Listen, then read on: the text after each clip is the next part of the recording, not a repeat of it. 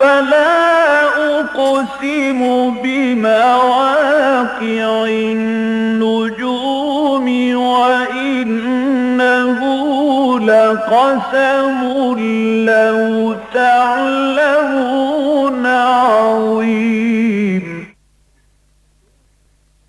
إنه لقرآن كريم في كتاب مكنون لا يمسه إلا المطهرون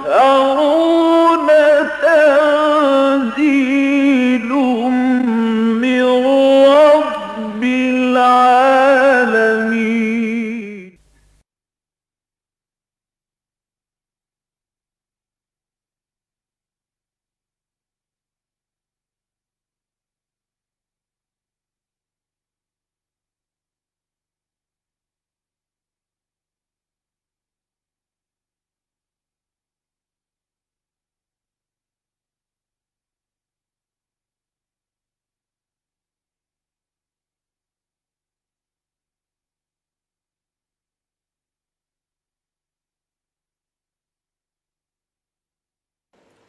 نحمده ونصلي على رسوله الكريم اما بعد فقد قال الله تبارك وتعالى كما ورد في سورة النساء اعوذ بالله من الشيطان الرجيم بسم الله الرحمن الرحيم ويستفتونك في النساء قل الله يفتيكم فيهن وما يتلى عليكم في الكتاب في يتامى النساء اللاتي لا تؤتونهن ما كتب لهن وترغبون أن تنكحوهن والمستضعفين من الولدان وأن تقوموا لليتامى بالقسط وما تفعلوا من خير فإن الله كان به عليما. صدق الله العظيم. رب اشرح لي صدری ویسر لي امری واحلل عقدۃ من لسانی یفقہوا قولی. اللهم ربنا الہمنا رشدنا واعذنا من شرور انفسنا. اللهم ارنا الحق حقا وارزقنا اتباعه وارنا الباطل باطلا وارزقنا اجتنابه. آمین یا رب العالمین. میں یہ عرض کر چکا ہوں کہ یہ جو رکوع ہے 19واں سورہ نساء کا، اس میں خطاب ہے مسلمانوں سے بحیثیت امت مسلمہ، اور اس میں بعض ان مسائل کی مزید وضاحت کی گئی ہے جو اس سورہ مبارکہ کے پہلے رکوع میں آیات نمبر 3 اور 4 میں آئے تھے، جن کے بارے میں کچھ لوگوں کو مغالطے ہو گئے تھے اور وہ وضاحت چاہ رہے تھے. چنانچہ آغاز ہو رہا ہے وَيَسْتَفْتُونَكَ فِي النِّسَاءِ. اے نبی، وہ آپ سے فتویٰ طلب کر رہے ہیں عورتوں کے بارے میں، شریعت کا حکم ماننا چاہتے ہیں، اور وہ چاہتے ہیں کہ انہیں بتایا جائے کہ شریعت کا اصل تقاضا کیا ہے. ظاہر بات ہے کہ اس کی ضرورت اسی لیے پیش آئی ہوگی کہ انہیں بعض چیزوں کے بارے میں کچھ خلجان ہوا ہو، پوری طرح بات سمجھ میں نہ آئی ہو. وہ سمجھ میں نہ آنے والی بات کیا تھی، وہ میں چاہتا ہوں کہ شروع کی وہ 2 آیتیں جو ہے ہم پڑھ لیں. فرمایا وَإِنْ خِفْتُمْ أَلَّا تُقْسِطُوا فِي الْيَتَامَى.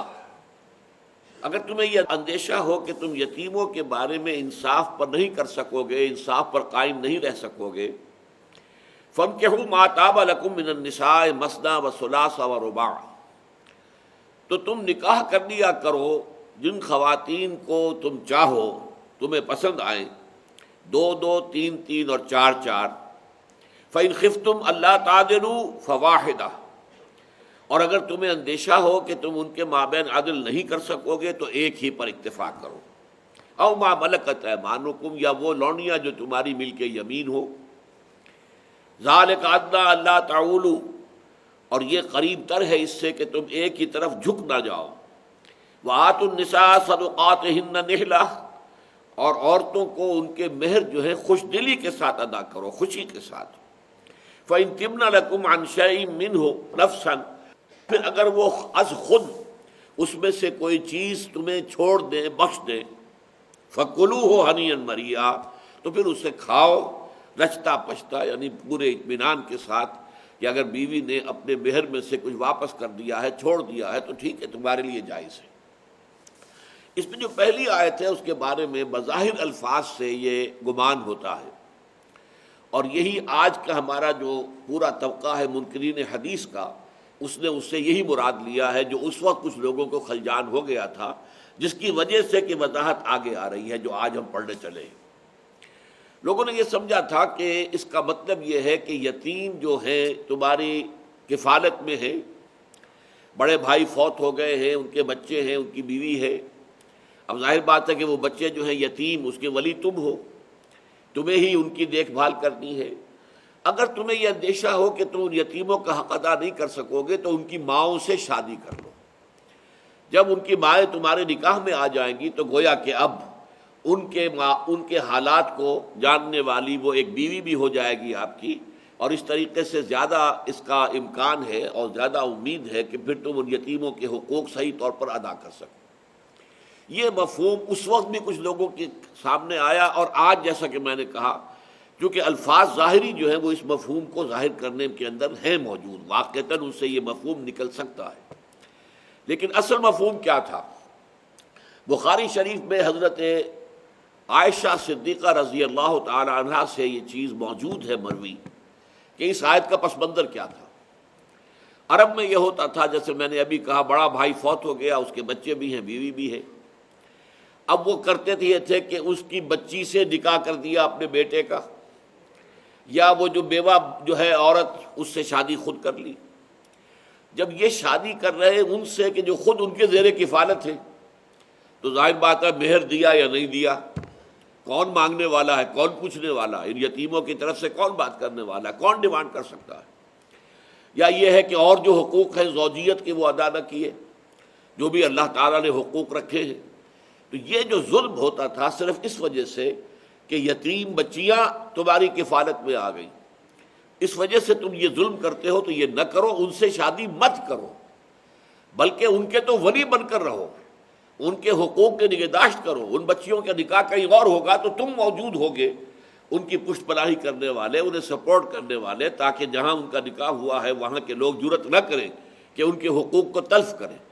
لہذا تم خود ان یتیم بچیوں سے نکاح مت کرو، بلکہ اور تمہارے لیے اجازت ہے، 2 3 3 4 تم جو ہے نکاح کر سکتے ہو، لیکن یہ ہے کہ اگر تمہیں اندیشہ یہ ہو کہ تم ان میں انصاف نہ کر سکو گے، 2 بیویاں تو کر لی، انصاف نہیں کر پا رہے، 3 بیویاں کر لی، 4 بیویاں کر لی، لیکن انصاف نہیں کر پا رہے، تو پھر ایک ہی پر جو ہے اکتفا کرو، یا پھر جو تمہاری جو بھی لونڈی ہے، جو تمہاری ملک یمین ہے، ملکیت میں ہے، اس پر اکتفا کرو۔ اور عورتوں کو ان کے حقوق ادا کرو، یعنی اس طریقے سے یتیم بچیوں سے نکاح خود کر لینا یا اپنے بیٹوں کا کرا دینا تاکہ یتیم بچیوں کی طرف سے کوئی بھی ان کے حقوق کا مطالبہ کرنے والا نہ ہو، تو یہ چیز بہت غلط ہے۔ عورتوں سے نکاح کرو تو چاہے وہ یتیم ہو اور چاہے وہ اپنے پیچھے ان کے والدین موجود ہوں، ان کو ان کے مہر ادا کیا کرو خوش دلی کے ساتھ، یہ نہیں کہ یہ کوئی تاوان تم پر آ گیا ہے۔ پھر یہ کہ اگر وہ اپنی مرضی سے خوشی سے اس میں سے کچھ چیز تمہیں چھوڑ دیں یا دے دیں تو کوئی حرج نہیں ہے، تم اس مال کو اپنے استعمال میں لا سکتے ہو۔ اب یہ جو مغالطہ ہوا تھا ان لوگوں کو، اب اس کے بعد ایک سوال پیدا ہوا کہ اگر یہ بات مان لیا جائے کہ یہ یتیموں کی ماؤں کے بارے میں کہا جا رہا ہے، تو اس کا منطقی نتیجہ یہ نکلتا ہے کہ تعدد ازدواج جو ہے اس کی آیت تو صرف یہی ہے، ایک سے زائد شادیاں جو ہم کہتے ہیں کہ اسلام کے اندر جائز ہیں 4 تک، تو اس کے جواز کی آیت تو یہی ہے صرف، اور تو کوئی آیت قرآن مجید میں ہے نہیں۔ اب اگر اس کو خاص کر دیا جائے یتیموں کی ماؤں کے ساتھ تو پھر وہ علی الاطلاق 4 شادیوں کا حق باقی نہیں رہتا، یہ ایک اشکال تھا۔ اس لیے بعض لوگوں نے پھر یہ کہا کہ نہیں، وہ تو اور دوسرے دلائل کے پر مبنی ہے، احادیث پر مبنی ہے، قرآن میں نہیں بھی ہے تو کیا ہے، لیکن یہ کہ یہ اشکال جو پیدا ہوا تھا اب اس کا جواب ہے جو آج ہم پڑھ رہے ہیں۔ وَيَسْتَفْتُونَكَ فِي النِّسَاءِ، اے نبی یہ آپ سے فتویٰ طلب کر رہے ہیں، دریافت کر رہے ہیں عورتوں کے بارے میں۔ قُلِ اللَّهُ يُفْتِيكُمْ، کہہ دیجئے اللہ تمہیں فتویٰ دیتا ہے، فِيهِنَّ، ان عورتوں کے بارے میں، وَمَا يُتْلَىٰ عَلَيْكُمْ فِي الْكِتَابِ فِي يَتَامَى النِّسَاءِ، اور وہ چیز کہ جو تلاوت کی گئی ہے، تمہیں سنائی گئی ہے اس کتاب میں قرآن مجید میں، یعنی اسی سورہ نساء کی آیت نمبر 3 میں، وہ ہے یتیم لڑکیوں کے بارے میں، اللاتی لا تؤتونہن ما کتب لہن، جن کو تم ادا نہیں کرتے وہ چیز جو ان کے لیے لکھ دی ہے اللہ نے۔ ان کے لیے مہر ہے، اب تم مہر ادا نہیں کر رہے، کیا ضرورت ہے؟ میری اپنی کفالت میں ہے، میں ولی ہوں، میں نے نکاح کر لیا ہے یا میں نے اپنے بیٹے سے نکاح کر دیا ہے، تو اب مہر کی کیا ضرورت ہے؟ اسی طریقے سے ان کے حقوق زوجیت، ان کا نان نفقہ جو ساری ذمہ داری مرد پر ہے، اسے بھی صحیح طور سے ادا نہیں کر رہے جو اللہ تعالیٰ کی طرف سے فرض ہے۔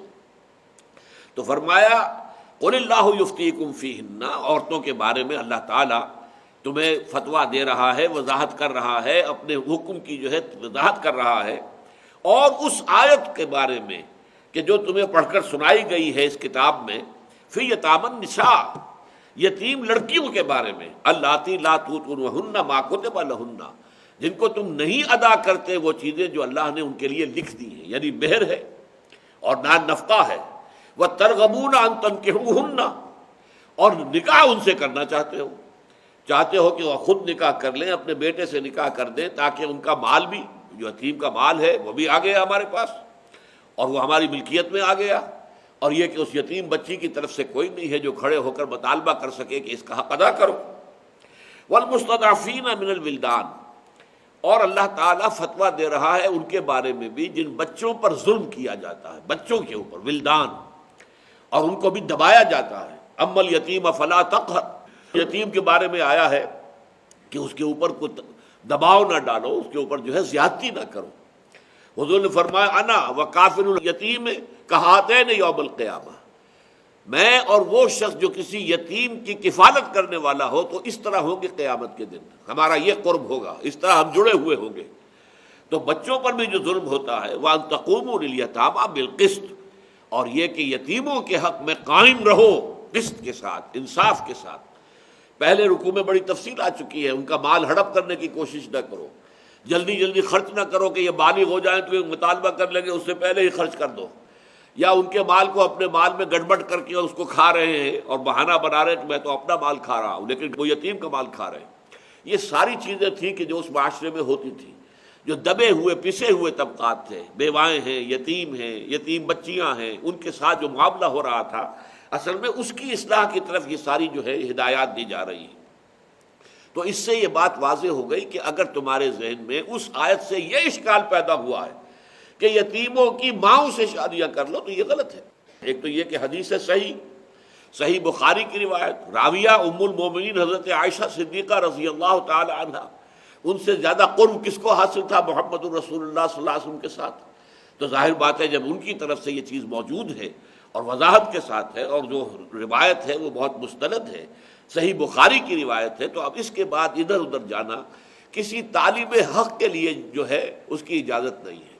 پھر ہمیں اسی تفسیر کو لینا ہوگا کہ جو ایک صحابیہ ہی نہیں، جو کہ ام المومنین ہے، زوج النبی ہے صلی اللہ علیہ وسلم، ان سے مروی ہے، اور اس کے بارے میں ظاہری الفاظ سے اگرچہ وہ متبادر ہو سکتا ہے جو تم لے رہے ہو، لیکن حقیقتاً وہ نہیں ہے، لیکن تمہیں مغالطہ ہوا تو لو ہم وعدے کر دیتے ہیں کہ یہ اصل میں ان یتیم لڑکیوں کا معاملہ ہے کہ جن کو تم چاہتے ہو نکاح میں لے لو، تاکہ ان کا مال بھی جو ہے، ان کے باپ کے وراثت میں اگر کوئی چیز ہے وہ بھی تمہارے قبضے میں آ گیا، لڑکی بھی قبضے میں آ گئی، اور لڑکی کو نہ مہر دینا پڑا اور نہ ہی اس کے یہ اور کوئی حقوق جو ہیں کوئی اس کی طرف سے دعوے دار بن کر کھڑا ہو سکتا ہے۔ اس کی اصلاح کے لیے یہ وضاحت نازل کر دی گئی۔ اب دوسرا مسئلہ، وَإِنِ امْرَأَةٌ خَافَتْ مِنْ بَعْلِهَا نُشُوزًا أَوْ إِعْرَاضًا، اور اگر کوئی عورت جو ہے اسے اندیشہ ہو جائے اپنے شوہر سے کہ وہ اس پر سختی کرے گا، نشوز، وہ سرکشی کرے گا، اس کے اوپر سختی کر رہا ہے، اس کے ساتھ صحیح معاملہ نہیں کر رہا، نرمی نہیں کر رہا ہے، او اعراض، یا اعراض کر رہا، پرواہ نہیں ہے، اس سے ملنا ہی نہیں ہے، اس سے ملاقات ہی نہیں ہے، اس کے حق زوجیت کو ادا ہی نہیں کر رہا، فلا جناح علیہما ان یصلحا بینہما صلحا، تو کوئی حرج نہیں ہے ان دونوں پر اگر وہ باہم ایک دوسرے کے ساتھ صلح کر لیں، وصلح خیر، اور صلح یقیناً بہت اچھی شے ہے۔ یہ اصل میں معاملہ پیدا ہوتا ہے جہاں تعدد ازدواج ہو، ایک بیوی پہلے تھی، اس کے بعد ایک نئی نویلی بیوی لے کر آئے ہیں، اب ظاہر بات ہے کہ ساری توجہ تو اس نئی نویلی پر ہوگی، وہ جو پہلی تھی اب اس کا نہ حق ادا ہو رہا ہے، نہ اس کے ساتھ حسن معاشرت ہے، اب وہ جو ہے بالکل ایسی ہو کر رہ گئی ہے کہ جیسے کہ بے شوہر کے ہو، شوہر ہے ہی نہیں اس کا، تو یہ معاملہ جو ہے غلط ہے، اور اس صورت میں البتہ یہ کہ فائنل سیپریشن سے پہلے ایک کوشش کی جانی چاہیے۔ اگر بیوی اور شوہر آپس میں صلح کر لیں، بیوی کہے کہ ٹھیک ہے مجھے طلاق نہ دو تم، ٹھیک ہے میں رہوں گی، البتہ یہ ہے کہ میں تم سے اس انصاف کا مطالبہ نہیں کرتی کہ بالکل برابر کرو مجھے اور اپنی نئی بیوی کو، اس میں جو کمی بیشی تمہاری طرف سے ہوگی میں اسے گوارا کر لوں گی، لیکن مجھے طلاق نہ دو۔ اصل میں یہ اس معاشرے میں ہوتا ہے جہاں پر کہ مطلقہ کے لیے شادی کا امکان نہیں رہتا۔ ہمارا ہندوستان کا بھی پرانا معاشرہ ایسا ہی ہے۔ اسی طریقے سے عیسائیوں کے اندر بھی یہ بات جو ہے یہودیوں سے چلی آ رہی تھی، مطلقہ کا معاملہ جو ہے اس معاشرے کے اندر ایسا ہو گیا تھا کہ اب کوئی ان سے شادی نہیں کرتا تھا، بلکہ ہمارے ہاں جیسے مطلقہ شادی کرے تو لوگ اس کے اوپر فقرے چست کرتے ہیں، بیٹھا نہیں گیا، رہا نہیں گیا، اس کو یہ جو ہے، تو اس وجہ سے جو عورت نہیں چاہتی کہ مجھے طلاق دی جائے تو میں جو ہے رہوں، ٹھیک ہے میں اپنے سارے حقوق کا مطالبہ نہیں کرتی لیکن تم مجھے طلاق نہ دو۔ ایک حد تک اس مصالحت کی قرآن مجید اجازت دے رہا ہے، فلا جناح علیہما، اگرچہ وہ انصاف کے جو تقاضے اللہ چاہتا ہے کہ تم پورے کرو وہ نہیں ہو رہے، لیکن بیوی نے اگر از خود اپنی مرضی سے اس میں کچھ کمی جو ہے وہ گوارا کرنی ہے تو اللہ کی طرف سے اجازت ہے ان یصلحا بینہما صلحا، کہ آپس میں وہ مصالحت کر لیں، صلح کر لیں، وصلح خیر، اور صلح جو ہے وہ بہتر ہے۔ وَأُحْضِرَتِ الْأَنفُسُ الشُّحَّ، اور جو انسان کے نفس ہیں، نفوس ہیں، ان کے اوپر تو مسلط ہے حرص، ہر شخص چاہتا ہے زیادہ سے زیادہ، ہر بیوی بھی چاہے گی زیادہ سے زیادہ توجہ میرے ساتھ ہو، ہر بیوی چاہے گی زیادہ سے زیادہ خرچ مجھ پر کیا جائے، ہر بیوی چاہے گی کہ میری جو فرمائش ہے وہ پوری کی جائے۔ تو یہ تو انسان کی جو بھی سرشت ہے، جو ہیومن نہیں بلکہ جو کہ اینیمل نیچر ہے انسان کی، انسان میں دو نیچرز ہیں، دی ہیومن نیچر روحانی، اور جو اینیمل نیچر ہے جو انسان کی حیوانی نیچر ہے، تو اس کا تقاضا تو یہی ہے، اس کے اندر بخل بھی ہے، اس میں شوہ بھی ہے، اس میں حرص بھی ہے۔ وَإِن تُحْسِنُوا وَتَتَّقُوا، اور اگر تم اے مردوں، اب مردوں سے خطاب ہو رہا ہے، چونکہ تمہیں ہم نے ایک مقام خاص دیا ہے، الرجال قوامون علی النساء، تمہیں قوام بنایا ہے، تمہیں حاکم بنایا ہے، تمہیں اختیارات دیے ہیں، تم جب چاہو بیوی کو طلاق دے سکتے ہو، بیوی جب چاہے طلاق نہیں دے سکتی، بلکہ وہ تو خلا لے گی کسی ایجنسی کے تھرو، بڑے بزرگوں کے ذریعے سے لے گی، یا یہ ہے کہ عدالت کے ذریعے سے لے گی، قاضی سے لے گی۔ لہذا یہ جو ہم نے رکھی ہے تمہارے درمیان شوہر اور بیوی کی حیثیت سے عدم مساوات، انسانوں کے اعتبار سے مساوات مکمل ہے، مرد اور عورت میں کوئی فرق نہیں، human dignity, human respect, human owner, بہت شیئر ایکولی۔ لیکن جب ایک مرد اور ایک بیوی مل کر اب یہ شادی کرتے ہیں، شادی کے کانٹریکٹ میں، یہ بھی ایک عہد ہے، معاہدہ ہے، داخل ہو گئے، اب یہ دونوں برابر نہیں ہیں، اس لیے کہ یہ جو انسٹیٹیوشن ہے فیملی کا، خاندان، اس خاندان میں دو برابر کے اختیارات رکھنے والے سربراہ نہیں ہو سکتے۔ اس کا نتیجہ کیا ہوگا؟ خاندان کی جڑیں کھل جائیں گی، خاندان ختم ہو جائے گا، انتشار ہوگا، جیسے کہ آج ویسٹرن معاشرے میں ہو چکا ہے، خاندان کی بنیادیں ہل گئی، ختم ہو گئی، اس لیے کہ وہاں آیا مرد اور عورت بالکل برابر، طلاق میں بھی برابر، فلاں میں بھی برابر، ہر چیز میں برابر۔ تو اس حوالے سے یہ ہے کہ پھر ان کے ہاں جو ہے خاندانی زندگی ختم ہو گئی ہے۔ دیکھیے، اگرچہ دنیاوی اعتبار سے جو ضرورتیں انسان کی ہیں، اس کے اعتبار سے اس وقت ٹاپ کا معاشرہ جو ہے وہ سویڈن کا ہے، جو یہاں پر اسکینڈینیوین کنٹریز میں جو سوشل سیکیورٹی ہے وہ یوں سمجھ لیجئے کہ پوری دنیا میں ٹاپ پر ہے۔ اس کے بعد کہیں آتا ہے انگلینڈ، یو کے، اور اس سے بھی کمتر ہے امریکہ۔ امریکہ تو بہت ہی ننگا کیپٹلسٹ ملک ہے، لیکن وہاں بھی کیا ہے، سویڈن میں کھانے کو ہر چیز موجود، کوئی بھوک نہیں، سیکس کھلا ہے، جس طرح چاہو، جہاں چاہو، جس طرح کرو، کوئی سزا نہیں، کوئی زنا پر سزا نہیں، کچھ نہیں۔ پھر بھی ہائیسٹ ریٹ آف سوسائڈ یہ سویڈن میں ہے۔ کیوں ہے؟ بھوک سے تو وہاں کوئی نہیں مرتا، سوسائڈ کیوں کر رہا ہے؟ وجہ یہ ہے کہ گھر کی زندگی جو ہوتی ہے اس میں جو سکون ہوتا ہے، ایک بیوی ہے جس کے بارے میں اطمینان ہے کہ یہ وفادار ہے، یہ عفت مآب ہے، اور اسی طریقے سے بیوی کو اعتماد ہے میرا شوہر جو ہے وہ غداری نہیں کرتا، وہ کہیں ادھر ادھر نہیں جاتا۔ ہاں ایک سے زائد بیویاں ہونا اور ہے، لیکن زانی نہیں ہے، زناکار نہیں ہے، آوارہ نہیں ہے۔ اب یہ جو ان دونوں کا ملاپ ہے، اس کے اندر جو سکون ہے، قرآن مجید نے لفظ بھی استعمال کیا لِتَسْكُنُوا إِلَيْهَا، تمہارے لیے تمہارے جوڑے پیدا کیے ہیں تاکہ تم سکون حاصل کرو۔ یہ جب گھر کا سکون نہیں ہے اور انسان کا کوئی ایسا نہیں ہے کہ جس کے ساتھ وہ اپنی راز کی بات کہہ سکے، شیئر کر سکے، دل کی بات کہہ سکے، کوئی ایسا رفیق۔ ہم نے 10ویں جماعت میں جو عربی کی کتاب پڑھی تھی اس کی آخری نظم یہ تھی، خاصی مشکل تھی، فتش لقلبک عن رفیق، اپنے دل کے لیے کوئی رفیق، کوئی رفاقت والا جس سے تم اپنی بات کہہ سکو، جس سے تم دلی مشورہ کر سکو، کوئی تلاش کرو۔ یہ اکیلے اگر رہو گے وَتَجُولُ وَحْدَكَ فِي الْقِفَارِ كَمُسَافِرٍ يَبْغِي الدِّيَارَ لَكِنَّهُ فَقَدَ السَّبِيلَ وَمَا لِقَلْبِكَ مِن مَّسِيرِكَ مِن دَلِيلٍ فَتِّشْ لِقَلْبِكَ عَن رَفِيقٍ۔ تم اکیلے گھوم رہے ہو اور ریگستان میں اور کسی جنگل بیابان میں، یہ چیز جو ہے یہ در حقیقت تمہارے لیے صحیح نہیں ہے۔ تلاش کرو اپنے لیے کوئی ہمدم، کوئی ہمراز، کوئی ساتھی، کوئی رفیق جس سے دل کی بات کی جا سکے، جس سے انتہائی قرب ہو۔ یہ کیفیت ہے کہ جو فیملی لائف میں حاصل ہوتی ہے۔ فیملی لائف کے لیے ضروری ہے کہ ایک سربراہ ہو، اور وہ مرد ہے۔ وہ مرد ہی جب شادی ہوتی ہے مہر دیتا ہے، حالانکہ شادی عورت کی بھی ضرورت ہے، مرد کی بھی ضرورت ہے، لیکن مرد مہر دیتا ہے۔ گویا کہ وہ طالب ہے اور وہ لڑکی یا جو عورت ہے وہ مطلوب ہے۔ کفالت، اس کا سکنا، رہائش اور کھانے پینے کا، کپڑا اور روٹی اس کے ذمے ہے۔ اس کی اولاد جو ہوگی اس کی پوری رسپانسبلٹی باپ کے اوپر ہوگی۔ عورت کو جو سکون ملتا ہے، آج بھی امریکہ میں آپ جا کے تلاش کیجئے، وہ کہتے ہیں اسٹے ایٹ ہوم مومز، وہ مائیں جو گھر میں رہتی ہوں اس سے بڑی نعمت کوئی ہے ہی نہیں۔ ورنہ ہوتا کیا ہے، شوہر نے بھی کام کرنے نکل جانا ہے صبح اور بیوی نے بھی نکل جانا ہے۔ اب بچے اسکول گئے ہیں، بچے آ گئے ہیں دن کے 1 بجے، نہ یہاں ماں ہے نہ یہاں باپ ہے۔ اب وہ کیا کریں گے؟ جو کریں گے اب وہ معلوم ہو رہا ہے۔ انسیسٹ جو ہے، بھائی بہنوں کے درمیان زنا کا معاملہ اس قدر بڑھ چکا ہے، باپوں کا معاملہ۔ اور امریکہ کے اندر جو ہمارے سائیکیٹرسٹ ہیں بھائی، ڈاکٹر جو علاج ذہنی امراض کا علاج کرنے وہ بتاتے ہیں کہ اب امریکہ کا سب سے بڑا پرابلم جو ہے وہ ایڈز نہیں ہے، وہ ٹی بی نہیں ہے، کینسر بھی نہیں ہے، بلکہ انسیسٹ، دماغی امراض جو ہے ان کا اصل سبب کیا انسیسٹ ہے۔ جو حرام، جو محرم رشتے ہیں، باپ بیٹی، خسر اور بہو، بھائی اور بہن، ماں اور بیٹا، جب یہ ملوث ہوتے ہیں تو پھر ان کو جو داغ لگتا ہے ذہن پر، قلب کے اوپر، اس کے نتیجے میں وہ دماغی توازن کھو بیٹھتے ہیں، پھر علاج ہوتے ہیں۔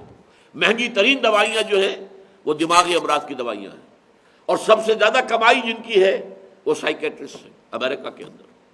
تو یہ سارا معاملہ جو ہوتا ہے وہ خاندانی نظام کی شیرازہ بندی جو ہے وہ ختم ہو جائے، شیرازہ جو ہے بکھر جائے، تو پھر اس کے بعد سکون نہیں مل سکتا آدمی کو۔ کھانے کو سب کچھ ہے، فریج بھرا ہوا ہے، اور ویسے بھی سیکس کے ہر طریقے کو آپ اختیار کر سکتے ہیں، لیکن سکون نہیں ملتا۔ وہ ہے ایک گھر کے اندر۔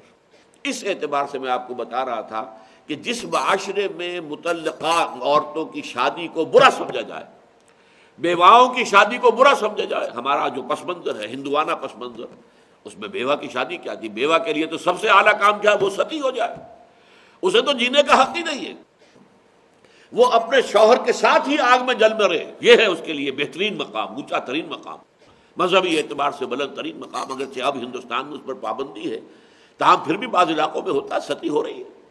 وہ تو اس کے بعد کہیں پولیس کو اطلاع ملی، کچھ اور ہوا تو کچھ پکڑ دھکڑ ہوئی تو ہوئی، لیکن یہ کہ ہو رہی ہے، جو سمجھتے ہیں کہ مذہبی اعتبار سے یہ اونچا کام ہے۔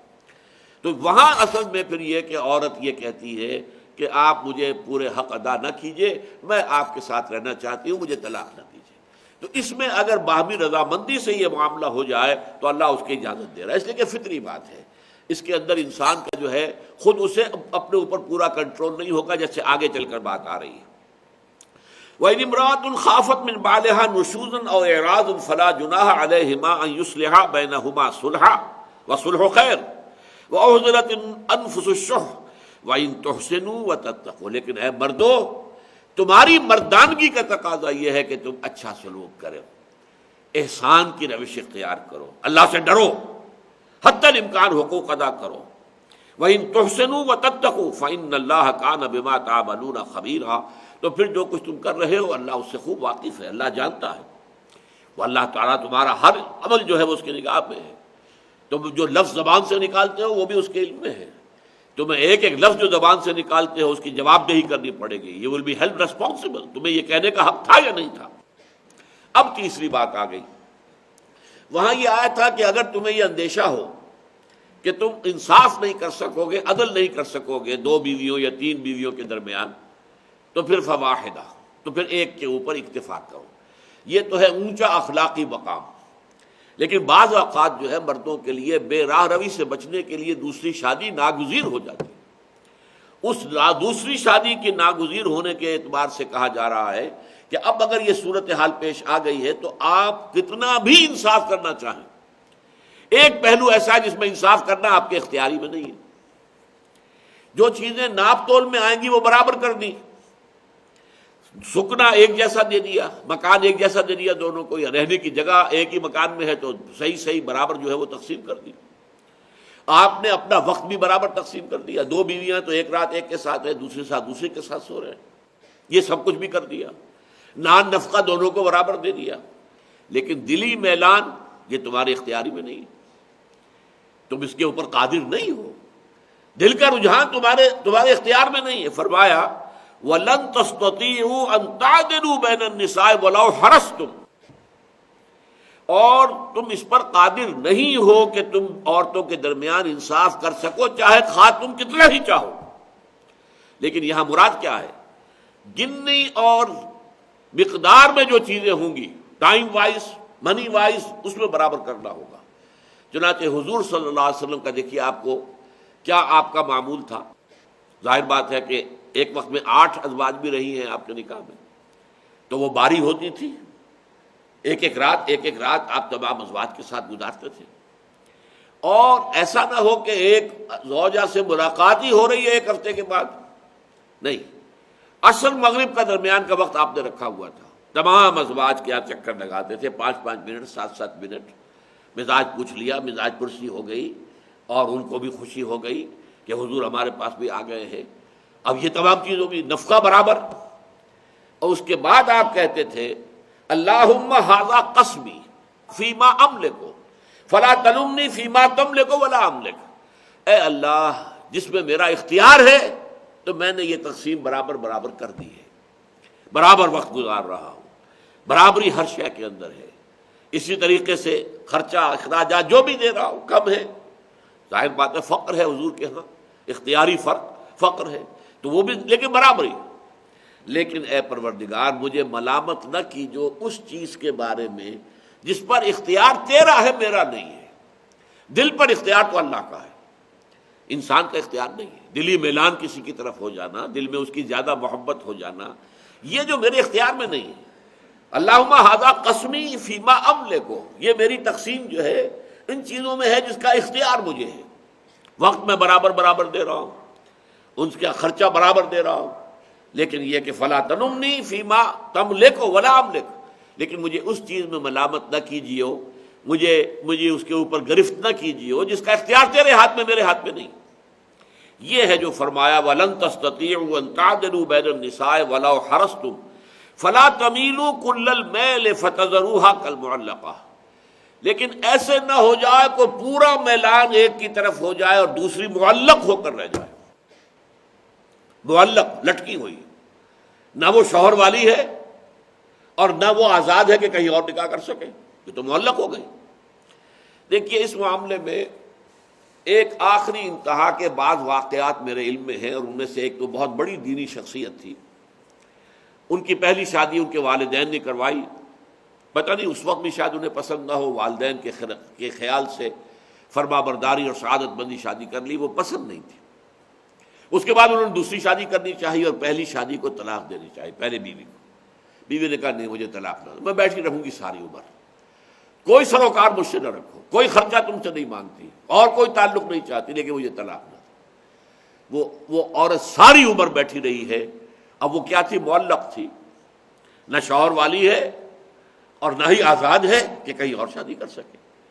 کہتے کیوں تھی؟ ایک اور بھی 2 شخصیتیں میرے سامنے ہیں، بس میں نے ایک ہی مثال دے دی آپ کو. لیکن یہ چیز جائز نہیں ہے. ٹھیک ہے وہ عورت کہہ رہی ہے، وہ کہہ رہی ہے کیوں، کس دباؤ کے تحت؟ معاشرے کا دباؤ یہ ہے. دوسری شادی کا امکان بہت کم نظر آتا ہے.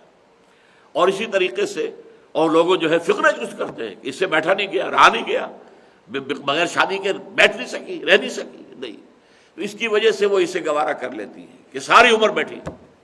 لیکن یہ شکل کسی طرح بھی صحیح نہیں ہے. کچھ کمی بیشی کا ہو جانا، عورت اپنے کچھ حقوق میں کمی کر دے، اپنے وقت میں یہی کہہ دے میرے پاس ہفتے میں آپ ایک ہی دفعہ آ جایا کیجیے، بس کافی ہے، مہینے میں ایک بار آ جائیے، چلیے، اور جو بھی ہے خرچہ ورچہ جو بھی آپ مجھے کم دینا چاہیں دے دیں، میں گزارا کر لوں گی. لیکن یہ کہ ایک عورت بالکل معلق ہو کر رہ جائے، نہ وہ شوہر والی ہے اور نہ وہ آزاد ہے کہ کہیں اور شادی کر سکے. فَتَذَرُوهَا كَالْمُعَلَّقَةِ، اس کو معلق بنا کر نہ رکھ دو. وَإِن تُصْلِحُوا وَتَتَّقُوا، اگر تم اصلاح کرو اور تقویٰ کی روش اختیار کرو. ان تصلحوا وتتقوا فإن اللہ کان غفورا رحیما، تو اللہ تعالیٰ غفور بھی ہے، رحیم بھی ہے، بخشنے والا بھی ہے. کوئی اونچ نیچ ہو گئی، کوئی کمی بیشی ہو گئی، کوئی دلی میلان میں کمی ہو گئی، کسی طرف زیادہ رجحان ہو گیا، اللہ تعالیٰ بخشنے والا، جو چیز تمہارے اختیار میں نہیں ہے. اور بھی کوئی اور کمی بیشی انسان سے ہو جاتی ہے، جیسے کہ فرمایا حضور نے کل بنی آدم خطاؤون وخیر الخطائین التوابون، تمام انسان انتہائی خطا کار ہیں، ہاں ان خطا کاروں میں بہترین لوگ وہ ہیں جو توبہ کرتے ہیں، پلٹتے ہیں، لوٹتے ہیں، اور انہیں پشیمانی ہوتی ہے کہ ہم نے غلط کام کیا ہے. جب یہ کیفیت ہو جائے گی تو اسی صورت میں ہم پڑھ چکے ہیں کہ ان کی توبہ قبول کرنا اللہ نے اپنے ذمے کر لیا، واجب کر لیا اپنے اوپر، اگر جلدی سے توبہ کر لیں. تو فرمایا وَإِن تُصْلِحُوا وَتَتَّقُوا فَإِنَّ اللَّهَ كَانَ غَفُورًا رَحِيمًا، تو اللہ تعالیٰ غفور ہے اور رحیم ہے. اب ایک اور بات آ رہی ہے کہ جو ہمارے عام تصورات کے بہت خلاف ہے. دیکھیے، طلاق کے بارے میں یہ بات اپنی جگہ صحیح ہے کہ پسندیدہ چیز نہیں ہے. جو بندھن بندھ گیا ہے اسے اب نبھاؤ، اور شادی کے وقت یہ نیت اگر نہیں ہے کہ ساری عمر کا بندھن ہم باندھ رہے ہیں، اسے نبھانا ہے، تو وہ نکاح ہی درست نہیں ہوتا. نکاح موقت جسے کہتے ہیں متع، وہ اہل تشیع کے ہاں ہے، اہل سنت کے ہاں نہیں ہے. شادی جو ہے، نکاح جو ہے، وہ عمر بھر کا بندھن ہے. لیکن ہو سکتا ہے تو حالات ایسے ہو جائیں جن میں ساتھ رہنا ممکن نہ رہے. اب طلاق کو حرام کر دینا یہ بہت بڑے مفاسد کو جنم دے گا. اسلام کی تعلیم کیا ہے؟ طلاق اچھی چیز نہیں ہے، طلاق اللہ کو پسند نہیں ہے، بلکہ یہاں تک فرمایا آپ نے کہ ان ابغض الحلال عند اللہ الطلاق. اللہ نے جو جو چیزیں انسانوں کے لیے حلال قرار دی ہیں ان میں سب سے زیادہ مبغوض، سب سے زیادہ ناپسند شے اللہ کو وہ طلاق ہے حلال، طلاق دے سکتے ہو، تمہارا اختیار ہے، لیکن اللہ کو پسند نہیں ہے. اللہ چاہتا نباہ کرو، اللہ چاہتا کہ یہ بندھن بندھا ہے تو ٹوٹے نہ. لیکن اگر حالات ایسے ہو جائیں علیحدہ ہونا پڑے تو کوئی بات نہیں، پھر یہ بھی راستہ کھلا ہے، حلال ہے، جائز ہے. اب یہ تعلیم تھی کہ جس کے اندر ایک عدم توازن کے اندر پیدا ہو گیا. جہاں تک شریعت موسوی کا تعلق ہے طلاق کا راستہ کھلا تھا، طلاق دے دو. لیکن اب ہوتا کیا تھا، طلاق تو دے دی، اب اس عورت کا کیا مستقبل ہے؟ اس معاشرے میں کوئی اسے قبول کرنے کو تیار نہیں. اگر اس کی دوسری شادی نہیں ہوتی تو وہ کیا کرے گی؟ بہت ایسی بھی ہو سکتی ہے کہ جو نفس کشی کر دیں اپنی، اور بالکل نفسانی تقاضوں کو نظر انداز کر دیں. لیکن زیادہ لوگوں میں تو اس کی ہمت نہیں ہوتی، پھر وہ حرام کاری کرے گی، غلط راستے پر جائے گی. جیسے عیسائیت کے اندر راہب اور راہبائیں کیا کرتے ہیں آپس میں، آپ ان کی ہسٹری پڑھیے، ان کی اپنی لکھی ہوئی موٹی موٹی جلدیں ہیں. ہسٹری آف کرسچین موناسٹیسزم، یہ جو خانقاہی نظام عیسائیوں کا ہے، اس میں کیا ہوتا تھا؟ اوپر خانقاہ ہے اور اندر جو ہے راہبائیں اور راہب اکٹھے رہتے ہیں. اب اکٹھے رہیں گے تو کیا ہوگا؟ ہوتا یہ تھا ان کے اپنے کہنے کے بقول کہ ان راہب خانوں کے تہخانوں کے اندر حرامی بچوں کی قبریں بنتی تھیں. ظاہر بات ہے، انسان کی ایک سرشت ہے، اس کا ایک تقاضا ہے، اس کے اندر ایک انسٹنکٹ ہے، پیٹ کھانے کو مانگتا ہے، جنسی تقاضا بھی اس کے اندر ہے، وہ بھی اپنی تسکین چاہتا ہے. تم نے اس کے اوپر ایک جو ہے غیر ایک فطری جو ہے پابندی لگا دی. تو اگر آپ دریا کا بہاؤ جو ہے روکیں گے تو وہ کسی اور طرف دائیں بائیں نکلے گا، اسے تو راستہ بنانا ہے اپنا.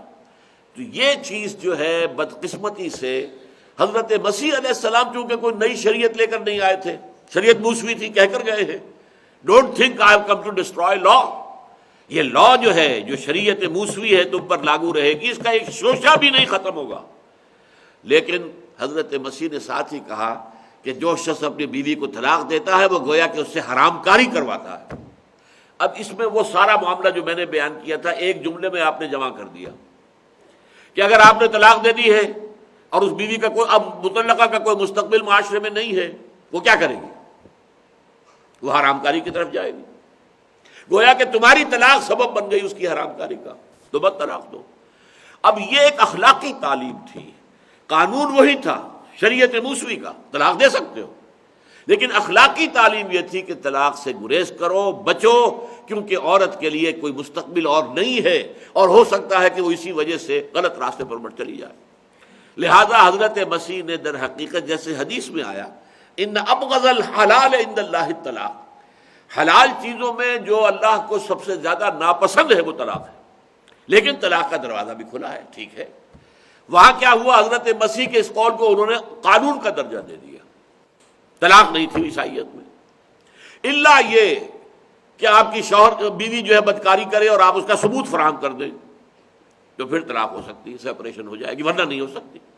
لہذا پوری عیسائی دنیا میں آپ کو قصے ملیں گے، شوہر غلط الزام لگاتے ہیں یا ایسے ماحول پیدا کرتے ہیں کہ بیوی بے راہ ہو جائے، کسی غلط کام میں ملوث ہو جائے، اس کا ثبوت لیتے ہیں، عدالت میں پہنچ جاتے ہیں، ہمیں سیپریٹ کر، ورنہ کوئی اور شکل ہے نہیں۔ تو یہ غیر فطری قانون جو ہے، غیر فطری بات، اخلاقی بات کو قانون کا درجہ دے دینا، یہ ہے غلطی۔ اخلاق اخلاق ہے۔ اب یہ جو فرمایا گیا کہ جو بھی کچھ تمہارے پاس زائد ہے ضرورت دے دو اللہ کی راہ میں، اب اسے آپ قانون بنا دیں گے، قانون بنا دیں گے تو اس کا کیا مطلب ہوا؟ آپ کے پاس کچھ بھی نہیں رہے گا۔ پھر طلاق، پھر جو ہے وہ وراثت کس میں ہوگی؟ وراثت کا قانون کائے کے لیے دیا گیا؟ نہیں۔ اگر تمہارے پاس ایک حد سے زیادہ ہو گیا ہے تو تم سے زکوٰۃ لے لی جائے گی، باقی یو کین ریٹین، تم رکھو، چاہو تو اور خرچ کرو، اللہ کی راہ میں اور خرچ کرو، اور خرچ کرو، اور but it will be voluntary. یہ اخلاقی اور روحانی تقاضا ہے، یہ قانونی تقاضا نہیں ہے۔ قانونی تقاضا یہ جائز ذریعے سے کماؤ، سود نہیں ہے، جوا نہیں ہے، سٹا نہیں ہے، کوئی منشیات کی کے کاروبار سے نہیں کمایا ہے، کوئی اسمگلنگ کے ذریعے سے نہیں کمایا ہے۔ اسی طریقے سے عورت کے جو نسوانیت ہے اس کو بیچ کر نہیں کمایا ہے، تو یہ اگر جائز طریقے سے کمایا ہے تو تم سے صرف زکوٰۃ لے لی جائے گی، باقی تمہارا قانوناً تمہارا حق ہے، یو کین ریٹین اٹ، اور اس کے بعد جو ہے یہ تمہاری اولاد کو منتقل ہو جائے گا۔ ہاں اگر اللہ کے ہاں تم اپنے اونچے مقامات چاہتے ہو تو اور دو اور دو اور دو۔ ان فی المال لحقا سوی الزکاۃ، حضور نے فرمایا مال میں سوائے زکوٰۃ کے بھی اللہ کا حق ہے، صدقات دو، انفاق فی سبیل اللہ کرو، اللہ کو قرض حسنہ دو، یہاں تک کہ اگر کوئی اللہ کا بندہ ہمت کرتا ہے اپنا سب کچھ اللہ کی راہ میں دے دے تو دے دے، وہ اپنے ہاں جنت کے اندر محل تعمیر کر رہا ہے۔ اسی طریقے سے معاملہ یہ ہے کہ طلاق بری شے ہے، حتی الامکان بچو، حتی الامکان نباہ کرو، لیکن اگر اس کے اندر کوئی اور خرابیاں پیدا ہو رہی ہیں، کسی عورت کو آپ نے معلق کر کے چھوڑ دیا ہے، وہ عورت جو ہے ہو سکتا ہے کہ پھر وہ بدکاری کی طرف مائل ہو جائے، اس سے بہتر ہے طلاق دے دو۔ تو میرے نزدیک ان لوگوں کا طرز عمل صحیح نہیں تھا جنہوں نے عورتوں کا یہ کہنے پر بھی کہ آپ میں کوئی تعلق نہیں آپ سے رکھنا چاہتی، نہ آپ مجھ سے رکھیں، نہ کوئی پیسہ، کچھ نہیں، لیکن مجھے طلاق نہ دیں، یہ اصل میں معاشرے کے دباؤ کی وجہ سے وہ یہ کہتی تھی، اس کو قبول کرنا درست نہیں تھا، جس نے بھی کیا ہے۔ چنانچہ یہاں فرمایا وَإِن يَتَفَرَّقَا يُغْنِ اللَّهُ كُلًّا مِّن سَعَتِهِ، اگر وہ ایک دوسرے سے جدا ہو جائیں تو اللہ تعالیٰ اپنی وسعت سے دونوں کو غنی کر دے گا۔ اب دیکھیے یہاں ایک طرح کی ترغیب آ رہی ہے، اگر تمہارے مزاج نہیں مل رہے، ہر وقت کی کھٹ پٹ ہے، ہر وقت جو ہے وہ گھر کے اندر جو ہے وہ چپکلش ہو رہی ہے، تو میں ہو رہی ہے، تو یہ زندگی تو کوئی گھریلو زندگی پسندیدہ نہیں ہے۔ اگر نہیں مزاج ملتا، نہیں تمہارے اندر موافقت ہوتی، نہیں تمہارے اندر باہمی جو ہے ایک دوسرے کے لیے ایک موافقت اور انڈرسٹینڈنگ ہوتی، تو ٹھیک ہے علیحدہ ہو جاؤ، گھر کو عذاب نہ بنائے رکھو، گھر کو جنگ کا مورچہ نہ بنائے رکھو۔ ظاہر بات ہے اس حال میں جو اولاد پرورش پائے گی وہ نیگیٹوز لے کر آئے گی، احساسات و جذبات، اس لیے کہ اس کے اندر جو ہے وہ ایک مثبت اخلاق پیدا ہی نہیں ہو سکتے۔ دیکھتے ہیں ماں باپ کو لڑ رہے ہیں، ہر وقت جو ہے ان کے درمیان چپکلش ہو رہی ہے، ہر وقت جو ہے وہ کھٹ پٹ چل رہی ہے، تو اس کا نتیجہ کیا ہوگا؟ اس ماحول میں جو بچے پروان چڑھیں گے وہ مثبت کردار لے کر نہیں ابھریں گے، منفی کردار لے کر ابھریں گے۔ اس سے بہتر علیحدہ ہو جاؤ۔ اور یہاں پر گویا کہ ترغیب دی جا رہی ہے، وہیں یتفرقا، اگر وہ دونوں علیحدہ ہو جائیں ایک دوسرے سے، طلاق ہو جائے یا عورت خلا کر لے، اپنا مہر چھوڑ دے، آدھا چھوڑ دے، یا اور بھی کوئی رعایت دے دے، اور وہ اپنی آزادی پرچیز کر لے گویا کہ اپنے شوہر سے، خلا اس کو کہتے ہیں، تو ٹھیک ہے، اور مرد طلاق دے دے تب بھی ٹھیک ہے، اختیار ہے۔ یہ تو اللہ کے ہاں جا کر طے ہوگا کہ واقعتاً کسی حقیقی سبب کی بنا پر تم نے طلاق دی تھی یا یوں ہی دے دی تھی، اس کی جواب دہی تمہیں وہاں کرنی ہوگی۔ لیگلی یو آر انٹائٹلڈ، تمہیں طلاق دینے کا حق حاصل ہے، اگرچہ اس میں بھی جیسا کہ آپ کو معلوم ہے آج کل بہت غلط حرکت ہوتی ہے، ایک دم غصے میں آئے 3 طلاق، طلاق طلاق طلاق، یہ بہت بڑا گناہ ہے، بہت بڑا گناہ ہے۔ حضرت عمر سے پہلے رضی اللہ تعالی عنہ، حضور کے دور میں حضرت ابوبکر کے زمانے میں یہ رواج تھا کہ حضور پوچھ لیتے تھے بھئی تم نے 3 طلاقیں کہی تھی، تمہارا 3 ہی کا ارادہ تھا یا 1 کا تھا؟ اگر اس نے کہا 3 ہی کا تھا تو ٹھیک ہے، پھر سیپریشن ہو گئی، جاؤ، چھٹی ہوئی، اب تم دوبارہ نکاح بھی نہیں کر سکتے، رجوع بھی نہیں کر سکتے، اور اس عورت کی تم سے شادی نہیں ہو سکتی جب تک کہ اس کی شادی کسی اور سے نہ ہو، اور پھر وہ بھی ان نارمل کورس، وہ بھی اگر طلاق دے دے تو پھر دوبارہ تمہاری آپس میں شادی ہو سکتی ہے، ورنہ نہیں۔ لیکن اگر اس نے کہہ دیا جی میری نیت تو 1 ہی تھی، میں تو غصے کے اندر کہہ بیٹھا 3، نیت 1 کی، اچھا ٹھیک ہے، پھر 1 ہے تو تم رجوع کر سکتے ہو، گویا کہ اس کی نیت اور اس کے سٹیٹمنٹ پر چھوڑ دیا جاتا تھا۔ اس کا نتیجہ کیا نکلا کہ لوگوں نے ستانا شروع کیا عورتوں کو، ایک دم 3 طلاق، اس کے بعد کہہ دیا جی میری تو نیت تو 1 کی تھی، لیکن عورتوں پر روب گھانٹنے کے لیے، لہذا حضرت عمر نے کہا کہ اب اگر کسی نے 3 طلاقیں بیک وقت دی تو وہ 3 ہی ہوگی۔ یہ اصل میں اجتہاد تھا حضرت عمر کا، ایک طرح سے وہ لوگوں کی زیادتی کو روکنے کے لیے، لیکن اس کے ساتھ ہی آپ کیا کرتے تھے، جو 3 طلاقیں ایک دم دیتا تھا اس کو کوڑے لگواتے تھے، سزا بھی تھی۔ اگر ہمارے ہاں بھی ایسا ہو جائے کہ ٹھیک ہے 3 طلاقیں تو ہو جائیں گی لیکن تمہیں 1 سال کی قید ہوگی، تم نے کیوں کیا یہ کام؟ جو طریقہ قرآن میں بتایا گیا ہے، آپ 1 طلاق دیں، اس کے بعد عدت کے اندر آپ رجوع کر سکتے ہیں، یا عدت ختم ہو گئی آپ دوبارہ نکاح بھی کر سکتے ہیں، اچھا اس کے بعد بھی دوسری طلاق دے دیں، دوسری طلاق کے بعد بھی عدت تک 3 مہینے 4 مہینے جو بھی آئیں گے، 3 حیض، اس میں پھر رجوع کر سکتے ہیں، آپس میں نکاح کر سکتے ہیں۔ اس کے بعد بھی آخری فیصلہ ہو گیا، 3-4 مہینے لگ گئے اس پروسیس کے اندر، پھر تم تیسری طلاق بھی دینا چاہتے ہو دے دو، اب وہ تم پر حرام ہو گئی۔ یہ طریقہ ہے جس کی کہ شریعت کے اندر تعلیم دی گئی ہے۔ تم نے اس طریقے کو چھوڑ کر اگر ایک دم جو ہے 3 طلاقیں دے دی تو یہ گویا کہ تم نے گناہ کیا ہے، اور اس پر حضرت عمر کوڑے لگواتے۔ اب بعد میں ہوا کیا، کوڑے تو ختم ہو گئے، وہ 3 طلاقیں جو ہے وہ رہ گئیں، اور وہ ہمارے ہاں حنفی، مالکی، شافعی، حنبلی 4 فقہوں کے اندر یہی ہے کہ جس نے 3 طلاقیں ایک دم دے دی وہ 3 طلاقیں ہو گئی، لیکن اس کے ساتھ کوئی سزا ہے نہیں، لہذا غصہ آتا ہے۔ اگر یہ معلوم ہو کہ 3 طلاقیں دینے پر کوئی 25 کوڑے لگ جائیں گے یا 3 طلاقیں دینے پر کوئی 1 سال کی قید ہو جائے گی، پھر غصہ نہیں آئے گا انسان، وہ غصہ بھی سوچ سمجھ کے آتا ہے انسان کو، جہاں معلوم ہو کہ یہاں کوئی اور جو ہے وہ اس کی جواب دہی مجھے نہیں کرنی پڑے گی کسی کے سامنے، تب وہ غصہ آتا ہے۔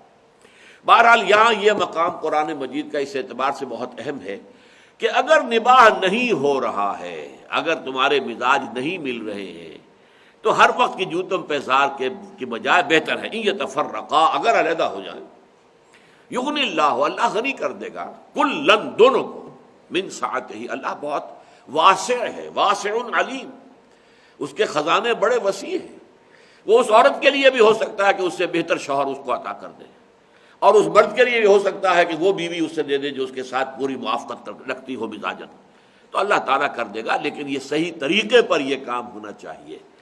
حضرت مسیح نے جو کچھ کہا تھا وہ اخلاقی تعلیم تھی، روحانی تعلیم تھی، قانون نہیں تھا، قانون وہی تھا شریعت موسوی کا بھی جو قرآن کا ہے۔ طلاق دے سکتے ہو، لیکن طلاق دینے کے لیے کوئی واقعی وجہ ہونی چاہیے، 10 دفعہ بلکہ 100 دفعہ سوچو طلاق سے پہلے، اور جس طرح بھی ہو سکے، ہم اسی صورت میں پڑھ چکے ہیں کہ ہو سکتا ہے تمہیں کوئی بری بیوی اچھی نہ لگتی ہو، لیکن ہو سکتا ہے کہ جو تمہیں اچھی نہیں لگتی اس میں اللہ نے بہت خیر کثیر رکھا ہو، کوئی عورت خوبصورت نہیں ہے، تم ذرا اس کی سیرت کو دیکھو، اس کے اندر تقویٰ ہے تو وہ دیکھو، اس کے اندر دینداری ہے تو اس کو دیکھو، وہ چیزیں ہو سکتی ہے کہ وہ زیادہ قابل قدر اس کے اندر موجود ہو، اس کی قدر کرو، صرف صورت ہی تو کوئی شے نہیں ہے۔ حضور نے تو فرمایا کہ شادی کی جاتی ہے عام طور پر یا کسی عورت کے مال کی وجہ سے، اس کو بڑا مال ملے گا باپ سے، بہت امیر لڑکی ہے، یا یہ ہے کہ اس کی شکل و صورت بڑی حسین ہے، یا خاندان بڑا اونچا ہے، حسب نسب، اور یہ ہے کہ ایک شخص کرتا ہے دین کے لیے شادی، دین کے لیے نیک عورت مجھے ملے جو اللہ کی فرما بردار ہو، اللہ کے احکام پر چلنے والی ہو، اللہ کے دین کی خدمت کرنے والی ہو، میں اللہ کی راہ میں جہاد کروں تو وہ میرا ساتھ دے، میرے ساتھ تعاون کرے، میری عدم موجودگی میں اپنی عصمت کی بھی حفاظت کرے، میرے مال کی بھی حفاظت کرے، میرے بچوں کی سرپرستی صحیح طور سے کرے. تو اگر جو شخص جو ہے تم بہت اچھا آدمی وہ ہے جو دین کے لیے شادی کرتا ہے، باقی چیزیں پس پشت، اصل شے دینداری، تقوی، نیکی. تو فرمایا وَإِن يَتَفَرَّقَا يُغْنِ اللَّهُ كُلًّا مِّن سَعَتِهِ وَكَانَ اللَّهُ وَاسِعًا حَكِيمًا. اللہ بہت وسعت رکھنے والا، کشائش والا ہے اور حکیم ہے، حکمت والا ہے. اس نے جو احکام دیے ہیں تمہیں حکمت پر مبنی ہے. وہ یہ بھی چاہتا ہے کہ طلاق مت دو، نباہ کرو، چاہے تمہیں اپنی بیوی کی کوئی بات ناپسند ہے لیکن آپ اس ناپسند پہلو کے ساتھ دیکھیے، اس میں کوئی پسندیدہ پہلو ہے اسے نگاہ میں رکھیے تاکہ آپ کی نگاہ میں اس کی ایک خود وقت رہے، قدر رہے. لیکن اگر نہیں نبھ رہی ہے تو ٹھیک ہے، چخ چخ نہ ہو ہر وقت کی تو تم علیحدہ ہو جاؤ تو کوئی حرج نہیں ہے. اللہ تعالیٰ لیکن خوبصورتی سے علیحدہ ہو، خوبصورتی کے ساتھ، لٹ مار کر نہیں، 3 طلاق ایک دم دے کر نہیں، بلکہ یہ کہ جو طریقہ طلاق کا بتا دیا گیا اس طریقے سے طلاق دو تاکہ تمہیں سوچنے سمجھنے کا پھر بھی موقع رہے. 3 دفعہ موقع رہے تمہارے پاس، 2 عدتوں کے اندر.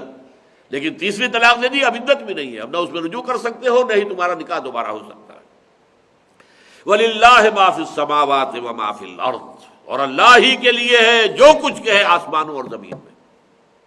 یہ میں نے پچھلی مرتبہ بتایا تھا، قرآن مجید میں جب کوئی ایک بحث ختم ہوتی ہے، یہ بحث آئی ہے ساری خواتین کے معاملات سے متعلق جو اشکالات پیدا ہو گئے تھے، جو صحابہ نے سوالات کیے، ان کی وضاحت کر دی گئی.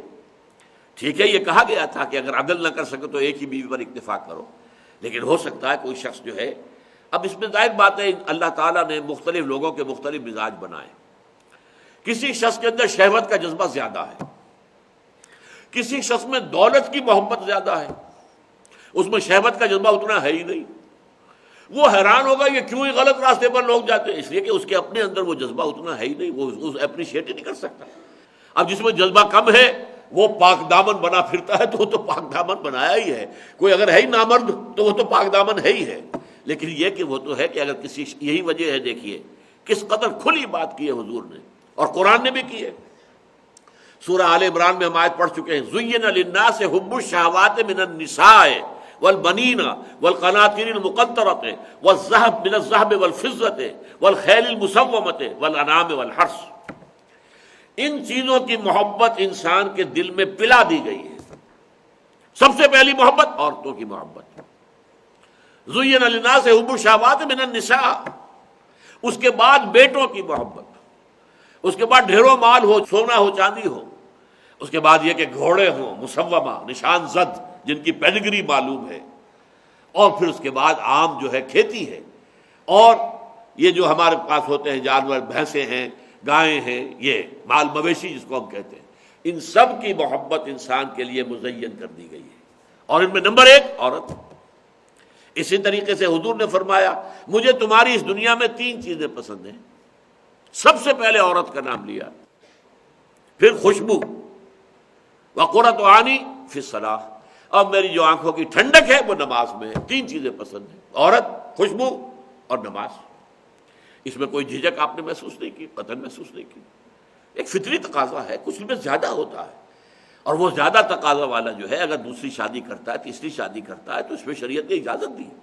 اللہ جانتا ہے نا اس نے کس قسم کے انسان پیدا کیے ہیں، کن کے اندر کیا جذبہ زیادہ ہے، کن کے اندر کیا چیز جو ہے. باقی تو یہ انسٹنکٹس تو سب کے سب اینیمل سب میں ہے، پیٹ کھانے کو مانگتا ہے. لیکن کچھ زیادہ چٹورے آدمی ہوتے ہیں، خوب کھاتے ہیں، چٹخارے والے کھاتے ہیں. کچھ لوگ مال کی محبت ہے اپنے اوپر بھی خرچ نہیں کرتے، جمع ہی کرتے، سہتے رہتے ہیں. جیسا کہ آپ کو معلوم ہے کہ ہندو بنیا جو ہے وہ اپنی ذات پر بھی کم خرچ کرے گا، لیکن ہاں دولت کا اظہار ہوگا، مکان بنانے میں حویلی بڑی تکڑی بنائے گا. اور اسی طریقے سے شادی کے موقع کے اوپر خوب دولت خرچ کرے گا. اپنی جو دولت ہے اس کا جو صرف ان کے ہاں ان 2 چیزوں پر ہے، ورنہ اپنی جو ہے دال روٹی چل رہی ہے، اللہ اللہ خیر صلی. تو لیکن یہ کہ کچھ لوگوں کے اندر شہوت کا جذبہ شدید ہوتا ہے، اور اس کے لیے ضروری ہے کہ یہ راستہ جو ہے کھولا جائے.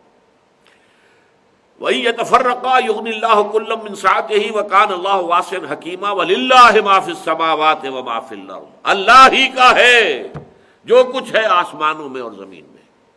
یہ میں عرض کر رہا تھا کہ یہ خاتمہ کلام کے طور پر پھر اس طرح کے الفاظ آتے ہیں.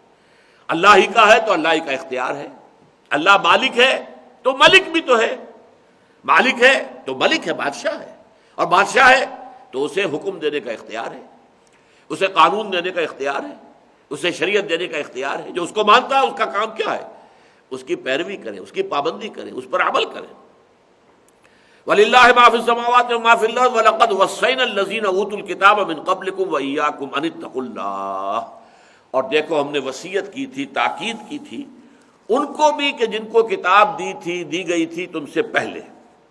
یہودی تورات دی گئی، نصرانی ان کو دی گئی انجیل، اور اس سے بھی پہلے حضرت ابراہیم کے بارے میں آتا ہے کہ ان کو صحف ابراہیم 2 جگہ قرآن میں ہے. اور میں نے کئی مرتبہ یہ بات واضح کی ہے کہ اگر تورات کا ذکر ہے، تورات موجود ہے، چاہے اس میں چینج ہو گئی ہے، اس کے اندر تحریف ہو گئی ہے، اس لیے کہ 6 صدی قبل مسیح میں تورات جو اصل نسخہ تھا گم ہو گیا تھا. جو ان کا کیپٹیوٹی کا دور تھا، جبکہ بیبیلونیا میں، عراق میں جا کر اسیر رکھے گئے ہیں، اس وقت کوئی ان کے پاس تورات نہیں رہی تھی. واپس آ کر یادداشت سے تورات مرتب کی گئی ہے، لہذا اس کے اندر بہت سی غلطیاں ہیں، بہت سی چیزیں خام ثابت ہو گئی، غلط ثابت ہو گئی. مورس بکائی نے اسی لیے پوری کتاب لکھی ہے، جو کہ فرینچ سرجن تھا، جو ایمان لے آیا، بعد میں مسلمان ہو گیا. اس نے کمپیریٹو اسٹڈی کی، بائبل کی بھی اور قرآن کی بھی، اور اس نے کہا کہ قرآن میں کوئی شے ایسی نہیں میں نے پائی جسے سائنس نے غلط ثابت کیا ہو. پورے قرآن میں، the Bible, the Quran and science, یہ کتاب اس کا نام ہے. لیکن تورات میں بہت سی چیزیں ایسی ہیں کہ جو سائنس کی روح سے غلط ثابت ہو چکی، لہذا وہ ایمان لے آیا. لیکن میں یہ کہہ رہا تھا کہ تورات چاہے اس کے اندر غلطیاں ہیں، تحریف ہے، لیکن ہے تو صحیح نا. انجیل چاہے اس میں بھی تحریف ہے تو صحیح. زبور اس میں بھی تحریف ہے تو صحیح. یہ صحف ابراہیم کہاں گئے؟ یہ ایک بڑا پرابلم ہے قرآن کے پڑھنے والوں کے لیے، اسلام کو سمجھنے والوں کے لیے. کہاں گئے؟ آج ہم کوئی کسی کتاب کو نہیں جانتے کہ یہ صحف ابراہیم ہے، چاہے وہ صحیح ہے چاہے غلط ہے، لیکن صحف ابراہیم کے نام سے کوئی کتاب ہے؟ ایگزسٹ نہیں کرتی. میرے گمان میں، جو میں نے کئی مرتبہ عرض کیا ہے، کہ ہندوؤں کے اپنشدز جو ہیں وہ صحف ابراہیم ہے، اور برہما کا جو تصور آیا ہے ہندوازم میں، وہ در حقیقت ابراہیم کی بدلی ہوئی شکل ہے. کچھ لوگ نسل ابراہیمی کے جو ہے وہ آئے ہندوستان کے اندر. ایک تو آپ کو معلوم ہونا چاہیے کہ حضرت ہاجرہ سے تو ایک بیٹا تھا، حضرت اسماعیل. پھر حضرت سارہ سے حضرت اسحاق ہوئے. پھر حضرت قطورہ سے 6 بیٹے ہوئے، جن میں سے صرف ایک کا ذکر ہمیں معلوم ہے، مدین، کہ جن میں شعیب، حضرت شعیب کو بھیجا گیا. باقی 5 بیٹوں کی اولاد کہاں گئی کچھ پتہ نہیں. پھر حضرت اسحاق کے ہاں 2 بیٹے ہوئے، اور دونوں ہوئے جڑواں، ٹوئنز. اور ان دونوں کے اندر پہلے جو ولادت پایا، چاہے چند منٹ کا فرق ہوتا ہے، لیکن ہوتا تو ہے، کوئی پہلا ہے کوئی بعد میں ہے. ایک دم تو 2 برآمد نہیں ہوتے وہاں کے پیٹ سے. تو جو بڑا تھا اس کا نام عیسو تھا، اور جو اس کے بعد آیا ہے اور اس کے پیچھے آیا ہے عقب، اسی سے اس کا نام یعقوب پڑ گیا، پیچھے آنے والا. یعقوب عقب سے کہتے ہیں. تو یعقوب کی اولاد تو 12 قبیلے جو ہیں بنی اسرائیل کے، وہ ہمیں معلوم ہیں، جو نکلے تھے مصر سے 6 لاکھ کی تعداد میں. اور بک آف ایکسوڈس جو ہے بائبل کی کتاب الخروج، اس کے اندر جو ہے سارا کا سارا موجود ہے. فلاں قبیلے کے اتنے مرد، اتنی عورتیں، اتنے بچے، فلاں کے اتنے مرد، اتنی عورتیں، اتنے بچے. ٹوٹل 6,600,000 تھے جب وہ نکلے ہیں مصر سے. لیکن عیسو کی اولاد کہاں گئی؟ یہ بھی ایک غور طلب بات ہے. پھر یہ 12 قبیلے بھی کچھ عرصے کے بعد گم ہو گئے. ان میں سے بعض جنہیں کہتے ہیں last tribes of the house of Israel, یہ کہاں گئے؟ میرے نزدیک ان تینوں میں سے کچھ جو ہے قبائل وہ آئے ہیں ہندوستان میں، اور ہندوستان میں پھر جو تحریف ہوئی، حضرت مسیح کو خدا کا بیٹا بنا دیا. وہ تو قرآن میں اگر وضاحت نہ ہو تو ہمیں کیسے معلوم ہو کہ حضرت مسیح تو اللہ کے رسول تھے؟ وہ بیٹے تو نہیں تھے. جیسے اور نبی تھے اور رسول تھے، ایسے حضرت مسیح بھی رسول تھے. تو معلوم ہوتا ہے کہ حضرت ابراہیم کو خدا بنا دیا گیا، یا خدا کا اوتار بنا دیا گیا. یہ ہندوازم کے اندر اوتار کا فلسفہ بہت ہے کہ خدا خود انسانوں کی صورت میں ظہور پذیر ہو جاتا ہے. یہ بڑے بڑے اوتار ہیں ان کے. کرشن جی مہاراج ہوں اوتار ہیں، رام چندر جی ہیں اوتار ہیں. تو ایسے ہی انہیں پہلے اوتار سمجھا گیا ہو اور پھر خدا ہی بنا لیا گیا ہو، یہ عین ممکن ہے. اس لیے کہ جو توحید حضرت ابراہیم کا سب سے بڑا وصف کیا ہے، ما کان من المشرکین، توحید بلند ترین سطح پر اپنشد کے اندر موجود ہے۔ بہرحال یہ میرا گمان ہے، میں اس کو سرٹنٹی کے ساتھ نہیں کہہ سکتا کہ صحف ابراہیم جس کا قرآن میں ذکر ہے وہ بگڑی ہوئی شکل میں صحیح، لیکن یہ کہ اپنشد کی صورت میں اب بھی اس کے کچھ آثار باقی ہیں، واللہ اعلم۔ وَلَقَدْ وَصَّيْنَا الَّذِينَ أُوتُوا الْكِتَابَ مِنْ قَبْلِكُمْ وَإِيَّاكُمْ، اور ہم نے وصیت کی تھی ان لوگوں کو جنہیں کتاب دی گئی تھی تم سے پہلے، اور تمہیں بھی وصیت کر رہے ہیں ان اتقوا اللہ، اللہ کا تقوی اختیار کرو۔ وَإِن تَكْفُرُوا، اور اگر تم کفران نعمت کرو گے، انکار کرو گے، کفر کرو گے، فَإِنَّ لِلَّهِ مَا فِي السَّمَاوَاتِ وَمَا فِي الْأَرْضِ، جان لو اللہ ہی کے لیے جو کچھ آسمانوں میں اور زمین میں ہے، تمہاری کوئی حیثیت ہی نہیں۔ الزم ہستی سے تو ابراہ مانند حباب، اس زیاں خانے میں تیرا امتحان ہے زندگی، تمہاری حقیقت کیا ہے اس کائنات کے اندر۔ وَكَانَ اللَّهُ غَنِيًّا حَمِيدًا، اور اللہ تعالیٰ تو غنی ہے اور حمید ہے، ہر چیز سے بے نیاز، اسے کسی کی ضرورت نہیں ہے، اور وہ اپنی ذات میں خود محمود ہے، کوئی حمد کرے نہ کرے اپنی ذات میں محمود ہے۔ وَلِلَّهِ مَا فِي السَّمَاوَاتِ وَمَا فِي الْأَرْضِ، پھر دیکھیں اور اللہ ہی کا ہے جو کچھ ہے آسمانوں اور زمین میں۔ مالک الکل، مالک کل وہ ہے، اور ملک بھی وہی، الملک القدوس السلام المومن المہیمن العزیز الجبار المتکبر، سب سے پہلا وصف آیا الملک، بادشاہ۔ وَكَفَىٰ بِاللَّهِ وَكِيلًا، اور اللہ کافی ہے کارساز ہونے کے اعتبار سے۔ ان یشاء یذہبکم ایھا الناس، اے لوگو اللہ چاہے تو تمہیں دفع کر دے، ختم کر دے، ڈینوسورس ختم ہو گئے، تم نہیں ہو سکتے۔ ان یشاء یذہبکم، وہ تمہیں لے جائے گا، ایھا الناس، اے لوگو سب کے سب، ویأتی بآخرین، اور کسی اور کو لے آئے گا۔ وکان اللہ علی ذلک قدیرا، اللہ اس چیز پر قادر ہے۔ من کان یرید ثواب الدنیا فعند اللہ ثواب الدنیا والآخرہ، جو کوئی دنیا ہی کے بدلے کا طالب بن جاتا ہے تو سوچو اللہ کے پاس تو دنیا کا بدلہ بھی ہے اور آخرت کا بھی ہے۔ تو ہی ناداں چند کلیوں پر قناعت کر گیا، ورنہ گلشن میں علاج تنگی دامہ بھی تھا۔ تم اس دنیا پر ریچھ گئے، اسی کو اپنا مطلوب بنا لیا، مقصود بنا لیا، اسی کی زلف گرا گیر کے اسیر ہو گئے، اسی کی محبت میں گم ہو گئے۔ کافر کی یہ پہچان کے آفاق میں گم ہے، اور مومن کی یہ پہچان کے گم اس میں ہے آفاق۔ تم دنیا کے طالب بن کر رہے گا، اللہ کے پاس دنیا بھی ہے، آخرت بھی ہے۔ وَكَانَ اللَّهُ سَمِيعًا بَصِيرًا، اور یقیناً اللہ سب کچھ سننے والا اور سب کچھ دیکھنے والا ہے، ہر چیز کا دیکھنے والا ہے۔ بارک اللہ لی ولکم فی القرآن العظیم ونفعنی وإیاکم بالآیات والذکر الحکیم۔